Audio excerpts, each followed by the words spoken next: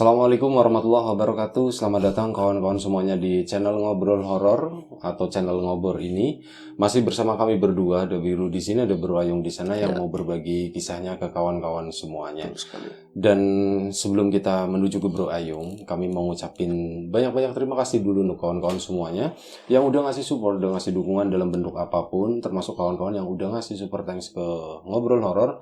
Terima kasih banyak semuanya. Baik, langsung aja monggo Bro Ayung. Waktu dan tempat dipersilahkan. Baik, terima kasih Mas Biro atas kesempatannya. Nyapa kawan-kawan dulu seperti biasa. Assalamualaikum warahmatullahi wabarakatuh. Waalaikumsalam. Bismillahirrahmanirrahim. Apa kabar kawan-kawan ngobor semua? Semoga semua dalam keadaan baik, sehat dan selalu bahagia tentunya kapanpun dan dimanapun saatnya. Amin. Ada ngobrolin yang horor-horor ya Bi ya. Betul. Ada Mas Biro, ada aku di sini yang rencananya seperti biasa bakalan menyampaikan cerita horor ya Bi. Ya. Baiklah. Oh iya, terima kasih juga untuk teman-teman yang baru datang, baru nyamperin sama channel Ngobor ini. Semoga betah, semoga kami bisa menghibur seperti itu ya Bi. Iya. Oke, monggo Bro Ayung. Ya, Lanjut aja Bro Ayung. lanjut ya Bi ya. Lanjut. Ya, ini apa ya? Kita ngobrol. Ada sebuah cerita memang, tapi sebelumnya betapapun aku mengawali begini Bi, betapapun sekarang ya modernnya kayak apa dunia saat ini khususnya di Indonesia ya Bi, namun nyatanya praktek-praktek klinik, perdukunan masih marak, masih lestari seperti itu ya. Berikut juga ada hubungannya sama cerita yang nanti bakal disampaikan. Ini dari seorang kawan, teman begitu, sebut saja namanya Lia gitu ya. Dukun ya.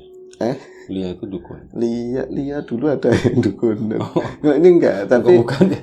Okay. Dia adalah seorang koreografi itu ya, yang koreografer.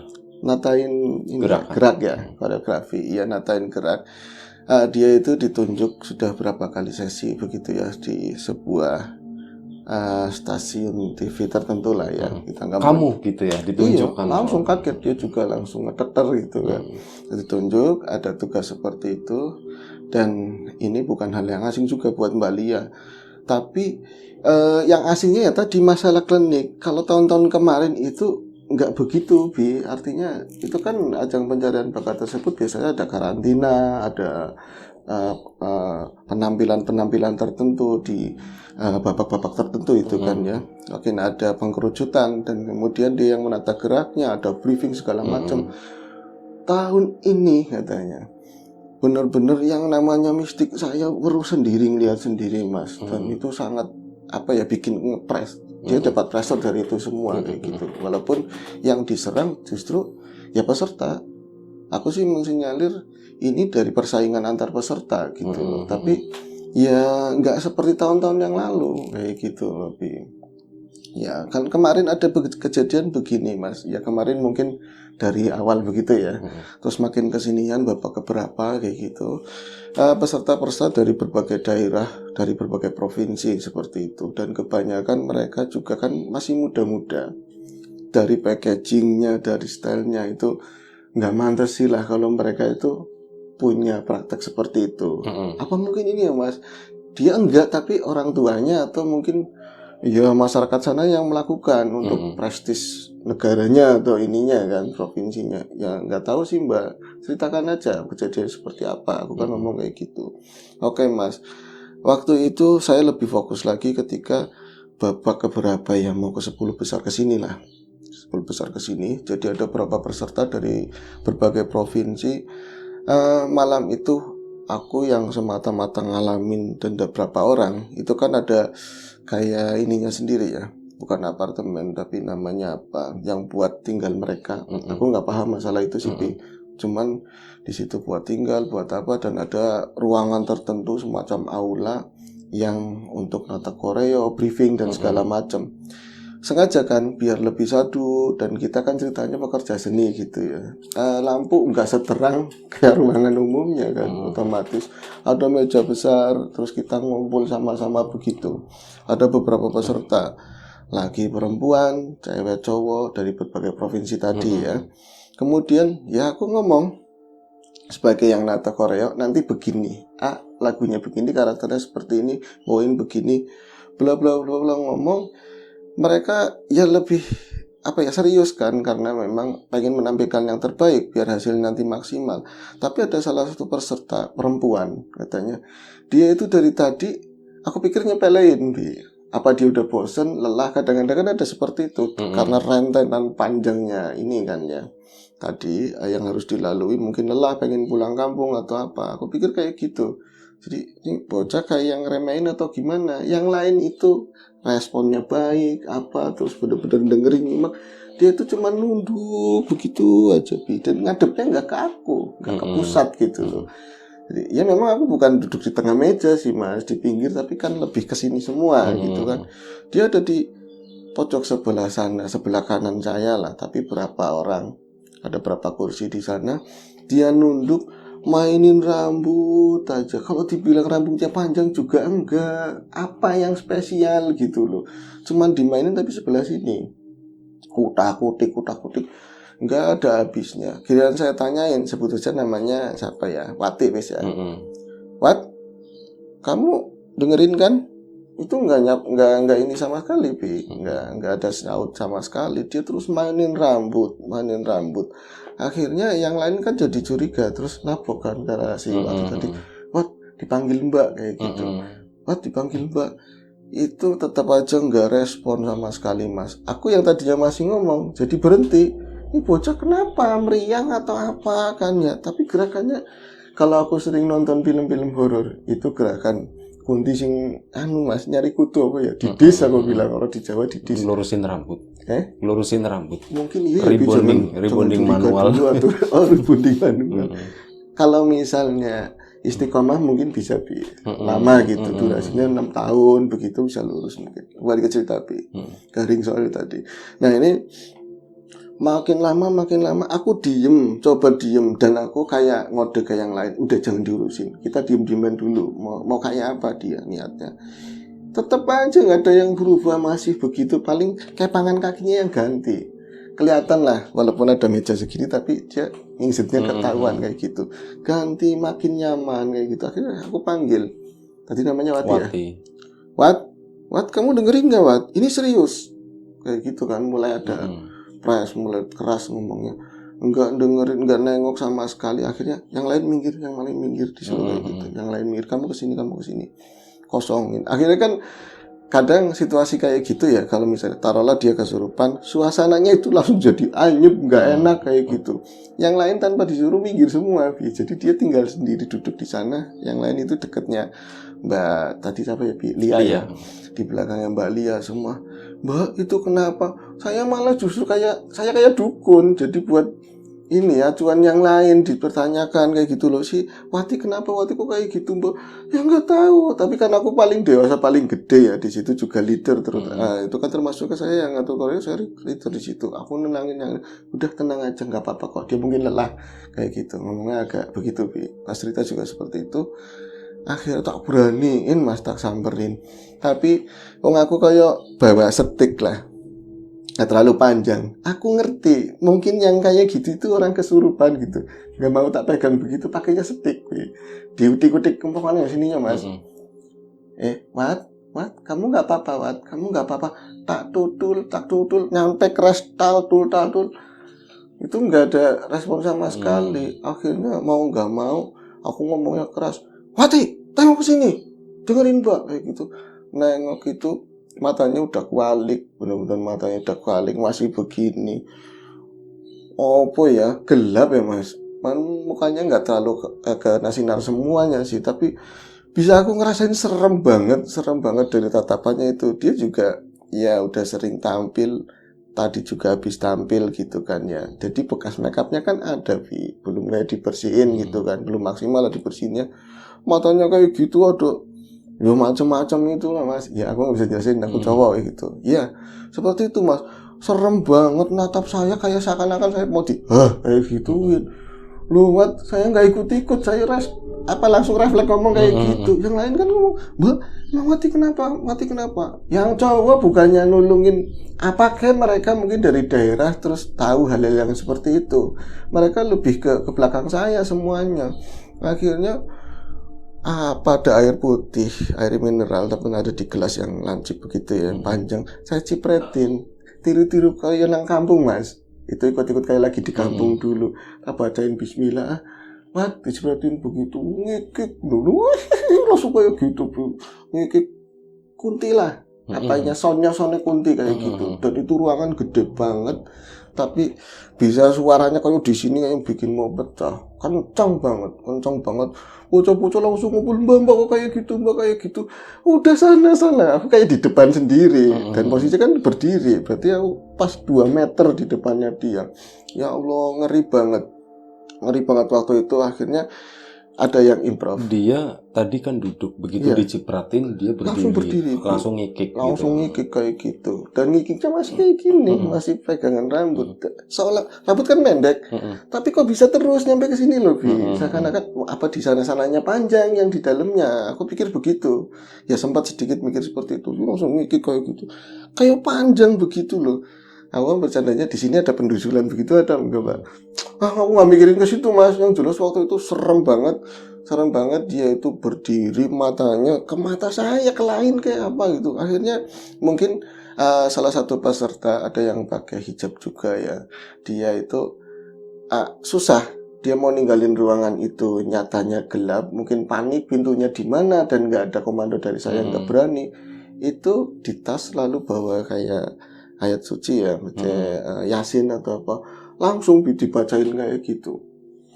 Bukannya dia itu sembuh atau Musaf misalnya, kali, bukan Yasin. Musaf. Bawa Yasin buat apaan? Mau tahlilan. Iya, tapi kan di sini ada Musaf kali. Musaf ya. Al-Quran kecil. Al-Quran kecil ya gitu. Ya ada semacam. Tapi dia bacanya sih ayat kursi waktu itu. Aku dengernya itu, aku nggak pati ya, bukan orang yang inilah. Tapi aku tahu itu ayat kursi dibacain. Malah kayak tambah jadi. Malah kayak gitu banget.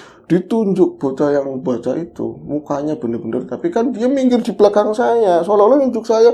Aku enggak. Jadi aku kayak bocil sendiri akhirnya di situ. Bener-bener yang paling cemen. Enggak aku sih ya.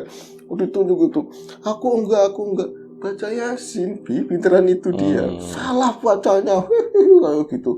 Akhirnya kan tahu-tahu nggak ada yang nggak tak komandoin, yang laki-laki ada yang keluar, benar-benar bisa dapat pintu, terus satpam datang ke situ. Akhirnya kan banyak orang, saya wis nggak mau tahu kejadian itu, off pokoknya kayak gitu, briefing off, aku langsung keluar dan menggigil banget. Kelihatannya saya masih ditunjuk, seolah-olah saya masih ditunjuk, salahnya apa kayak gitu. Akhirnya ngobrol-ngobrol kan sama yang lain, kru-kru. Biasa mbak kayak gitu, mungkin persaingan. Pas ngelihat dari track recordnya si cewek tadi, anak baik, dan dia nggak yang neko-neko seperti itu. Kemarin aja ceria. Yang keduanya lagi mas, briefing karena kemarin tempatnya gelap, mungkin serem. Si ini udah sembuh, si tadi ya Wati udah sembuh. Pas lagi ngobrol-ngobrol kayak gitu, semua kan menampilkan lagu pilihan masing-masing. Waktu itu udah ada sesi lagu pilihan sendiri kayak gitu, terus tampil satu-satu. Ini juga ada penilaiannya sebenarnya, walaupun belum di panggung gitu loh, dari tertibnya apanya segala macam. Wong baru tadi aja nyanyi itu apal banget dan fasih banget. Saya itu mungkin salah satu ini kategori yang bakalan menang, aku pikir kayak gitu. Naik ke panggung, ada panggung kecil di sana, nggak bisa nyanyi bebas kayak gitu, langsung plop. Mbak aku ini mau nyanyi apa kayak gitu. Ya bu, kamu mau nyanyi apa? Yang lain ngasih tahu, nggak bisa, tetap nggak bisa, nggak sama sekali nggak bisa. Kayak lupa lirik sama sekali. Dan dia itu termasuk bukan demam panggung, orang udah tampil berapa kali kayak gitu kan. Ini nggak beres. Akhirnya kan si Mbalia itu ngubungin kawan aku. Nah itu akhirnya disambungin begini loh, Bi. Ya aku ya bukan mbah, cuman dengerin bisanya, buat ngobrol gitu loh. Kayak gitu. Nah itu mas, kejadiannya nggak cuman itu aja, tapi yang menurut saya tahun ini tuh asli memang berbeda. Kalau bangunan yang lama juga pakai yang itu kan. Cuman yang saya pikir itu mengkerucut lagi, ada yang gugur lagi. Tapi kesananya bukan tambah down gitu ya, situasi seperti itu, tambah makin panas. Kadang anak-anak itu rukun main bareng, semua itu saling minta pendapat saya itu bagusnya seperti apa, minta dikoreksi. Kadang-kadang latihan bareng apa, kok pada tukar, Bi? pada berantem, ada yang jambak-jambakan segala macam. Ini ajang apa? Dia mikir seperti itu, hingga seperti tahun lalu lah pokoknya. Dilerai, pas sudah baikan, mereka nggak ngerasa kalau mereka itu berantem.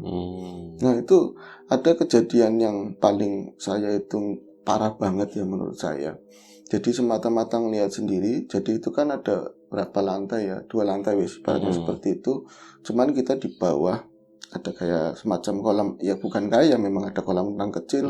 Kita duduk di bawah, kita lagi nge-briefing beberapa yang memang di sesi berikutnya, tapi yang di atas sudah aman posisinya, udah lolos begitu ya. Tahu-tahu itu saya ditarik-tarik sama salah satu peserta. Mbak, lihat di atas. Itu adalah salah satu peserta, laki-laki perempuan. Itu mau naik palangan ini, namanya balkon itu loh. Iya, yang pagernya itu. Iya, yang dari stainless mungkin bulat itu, kerenggang mau naik begitu. Lu mau ngapain? Tapi kita masih ngomongnya masih lirih kayak gitu, ngomongnya masih lirih. Terus, Mbak, apa ya dia tuh mau loncat? Sebut saja namanya Retno ya. Apa Retno mau loncat? Loh kenapa mau loncat kayak gitu, Mbak? Apa itu mau loncat? Akhirnya semua kayak minta ke saya juga, mau diapain ini kayak gitu kan. Akhirnya aku langsung, Retno, kamu mau ngapain? Nah yang lain minta bantuan. Itu pating besasat lah mas keluar, entah manggil satpam atau yang lain. Aku cuma tinggal berdua sama yang narik itu. Nah di atas itu yang aku lihat itu kan gelap, cuman ada lampu downlight kuning, nggak terlalu terang begitu. Di belakangnya si tadi Retno ada seseorang. Memang ada seseorang, dia itu berdiri. Kalau wujudnya sih, kalau siluetnya begitu ya, renta lah, tua kurus perempuan mungkin, tapi rambutnya kayak berintik begitu. Kalau wajah saya nggak bisa ngelihat sama sekali, orang siluet doang. Tapi dia ungkap-ungkup di belakangnya, ngurang-ngurang di belakangnya, seolah-olah mungkin bahasanya ayo loncat, yang nyuruh itu dia. Dan itu lama lah, sekian menit saya bisa ngelihat seperti itu. Dan sempat ngomong sama yang ngasih unjuk itu, peserta yang lain, kamu lihat nggak? Yang tak ajak ngomong nggak ada respon sama sekali. Pas saya nengok, dia itu kayak orang melongo gitu ya, nggak bisa ngapa-ngapain. Aku kayak, aku mau ngapain? Aku mau nadangin juga berat, nanti aku celaka sendiri. Lah di bawahnya itu bukan ubin latar begitu, enggak, tapi paku-paku gitu. Ranjau darat semua. Lahar. Boleh ya video kayak gitu ya. Oke, serem banget. Serem banget. Nah, dan kalau melihat ya itu jatuh ya, bahaya lah. Bahaya setinggi itu bahaya. Dan aku ngomong, Retno jangan turun, Retno jangan kayak gitu. Soalnya kan malah suruh turun ya kan. Dia makin tinggi. Enggak, maksudnya turun di situ aja. Itu sosok yang belakang. Itu kan siluetnya ada hidung, masih kelihatan. Aku ngomong kayak gitu, seakan marah ke aku gitu loh. Dia itu nengit kayak gitu loh, kayak nengok begini, walaupun ya nggak tahu itu nengok apa enggak. Akhirnya aku pokoknya teriak aja, kamu jangan nyuruh. Perasaan aku yang nyuruh dia, kamu jangan nyuruh, pergi sana. Masih menjigrok di belakangnya, ngaduk aja begitu. Terus itu makin tinggi. Tapi kok ngapain lama kayak gitu? Dia lama kayak nyari pancalan yang enak mana. Orang dia itu pakai kain panjang. Bukan ini sih, bukan yang buat ibu ngaji, mungkin panjang, ada celananya juga ya, ribet gitulah. Akhirnya aku cuman ngelihat ke arah fokus ke atas, tapi di belakang itu ada reg orang jalan, itu naik ke atas. Aku bisa ngelihat dari sana sepersekian detik sebelum mereka itu datang. Ya satpam, ya yang lain-lain laki-laki gitu. Terus ngambil si Retno. Makhluk itu langsung gitu hilang. Itu yakin. Aku cuman bisa pengen ngomong, terutama kan sama juri. Aku juga dekat sama juri, cerita ini aneh, di tahun ini tuh banyak kejadian kayak gini. Nah, yang percaya ngomongnya ya persaingan umum katanya kayak gitu. Kalau persaingan mau umum, ini nggak umum, bisa menyangkut nyawa. Udah pada kayak orang gila kayak gitu loh dari kemarin. Nah yang nyebelin kan yang nggak percaya. Udah sih, kamu jangan ngada-ngada, lihat kerja aja. Itu ucapannya aku benci banget kayak gitu. Pengennya ayo loh ke asrama lihat kayak gitu. Nah kejadian yang terakhir, emang sih setelah ini nggak ada penjelasan apa-apa, itu prasangka saya aja gitu ya. Kejadian terakhir saya habis nata tadi gerak koreo dan pengkerucutan makin kesinilah babak 5 besaran begitu. Kemudian saya jalan di sini tuh banyak bangku-bangku yang tadinya buat apa sih, buat tadi ya briefing segala macam kayak gitu. Aku menghindari bangku tempat yang lega. Jalan sama anak didik saya satu perempuan. Dan yang aku tahu di ruangan itu, karena memang ini privasi modelnya, yang lain kan di luar, nggak ada orang sama sekali, blas, nggak ada orang sama sekali.